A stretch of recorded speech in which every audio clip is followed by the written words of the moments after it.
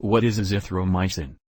Azithromycin is a semi-synthetic macrolide antibiotic that is active in vitro against a wide range of gram-positive and gram-negative microorganisms, such as gram-positive aerobes, Staphylococcus aureus, Streptococcus pyogenes, beta-hemolytic group A streptococci, Streptococcus pneumoniae, alpha-hemolytic streptococci, viridans group, and other streptococci, and Corynebacterium diphtheriae.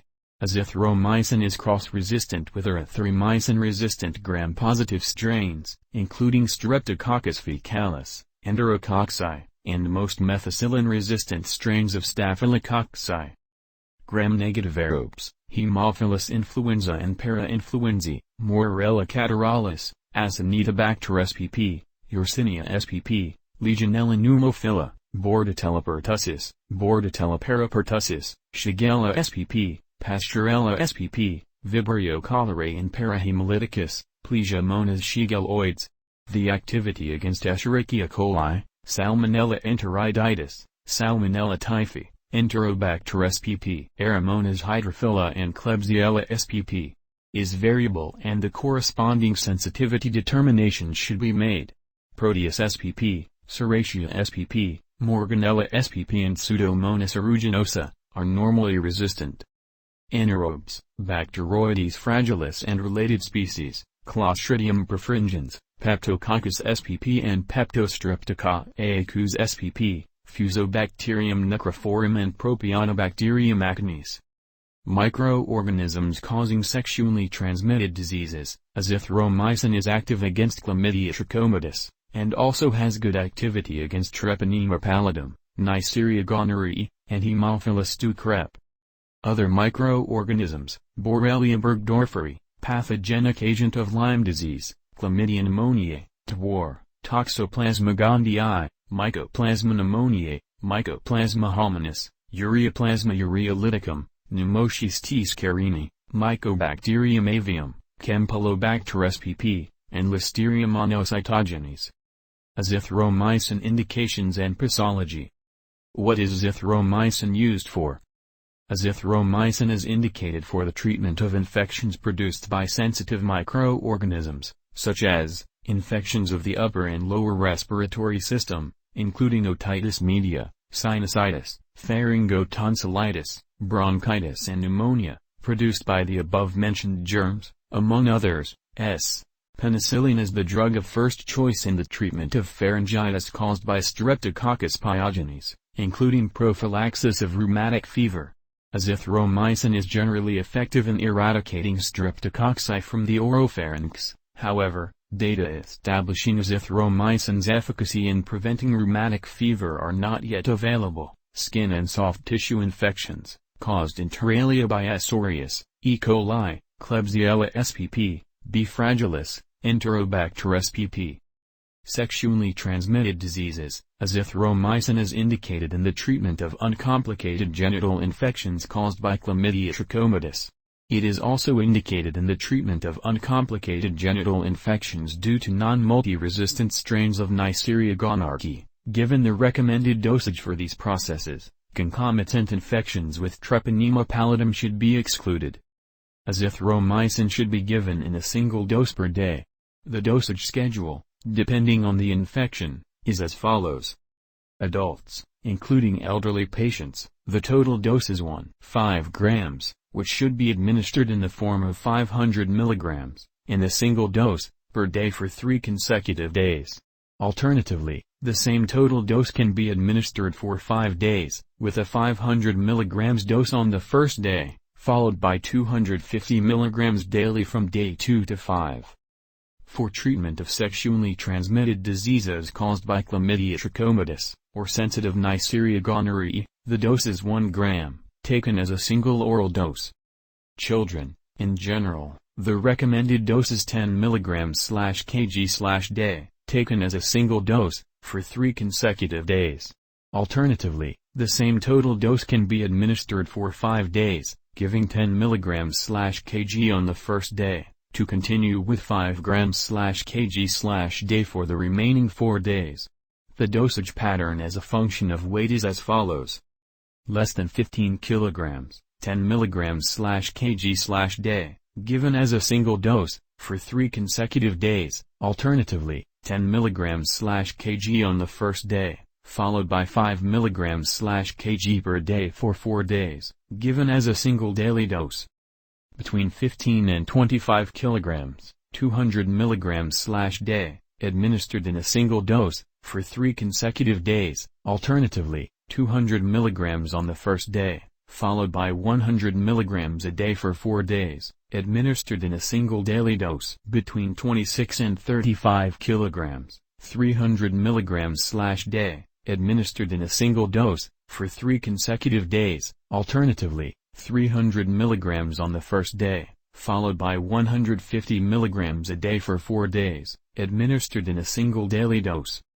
Between 36 and 45 kg, 400 mg/day, administered in a single dose, for 3 consecutive days, alternatively, 400 mg on the first day, followed by 200 mg a day for 4 days, administered in a single daily dose. Over 45 kg, the same dose as for adults. Administration after large meals decreases bioavailability by at least 50%. Therefore, like many other antibiotics, each dose should be taken at least 1 hour before the meal or 2 hours after it. Pharmacokinetics: azithromycin is administered orally and intravenously. After oral administration, the absorption of the antibiotic is rapid. The bioavailability of the capsules is 37%. Food reduces the bioavailability of the drug, so it should be administered 1 hour before meals or 2 hours after them. Fatty foods increase serum concentrations of azithromycin in tablets by 23%, although the AUC remains unchanged. The speed of absorption of azithromycin in suspension is increased by 56% by food, although total bioavailability is not altered. It is recommended that the suspension be administered on an empty stomach. The distribution of azithromycin is very wide. Azithromycin shows high intracellular penetration and is concentrated in fibroblasts and phagocytes. As a result, tissue concentrations are higher than plasma concentrations. However, penetration into the central nervous system is small. Plasma protein binding depends on concentrations. 52% of the drug binds to proteins when concentrations are small, 0.02 micrograms/ml. While only 7% binds when concentrations are higher, 2 micrograms/ml. The half-life of azithromycin is very long, 68 hours, due to tissue vaporization followed by slow release. The drug is not metabolized and is mainly eliminated in the feces. Urinary elimination accounts for less than 10% of the dose. Toxicity: no long-term studies have been conducted to determine the carcinogenic potential of azithromycin. Azithromycin was not mutagenic in any of the standard in vitro or in vivo mutagenicity tests, mouse lymphomas cell test, human lymphocyte clastogenic test and mouse micronucleus test. There was no evidence of altered fertility when azithromycin was given to rats at doses up to 10 mg/kg. Azithromycin contraindications and warnings. Azithromycin is contraindicated in patients with a history of allergic reaction to azithromycin or any macrolide antibiotic. As with erythromycin and other macrolides, severe allergic reactions, including angioedema and anaphylaxis, have been exceptionally reported.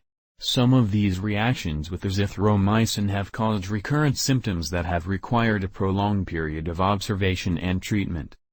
Dose adjustment is not necessary in patients with mild alteration of renal function, creatinine clearance greater than 40 ml per minute, but there are no data on the use of azithromycin in cases of more significant alterations of renal function, so care should be taken before prescribing azithromycin to these patients. In patients with mild, type A, or moderate, type B, liver failure, there is no evidence of significant changes in serum pharmacokinetics of azithromycin compared with that of patients with normal liver function.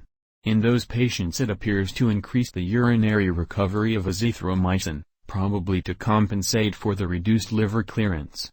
Therefore, there is no need to adjust the dose in patients with mild to moderate liver failure. However, Since the main route of azithromycin elimination is the liver, it should be used with caution in patients with significant liver disease.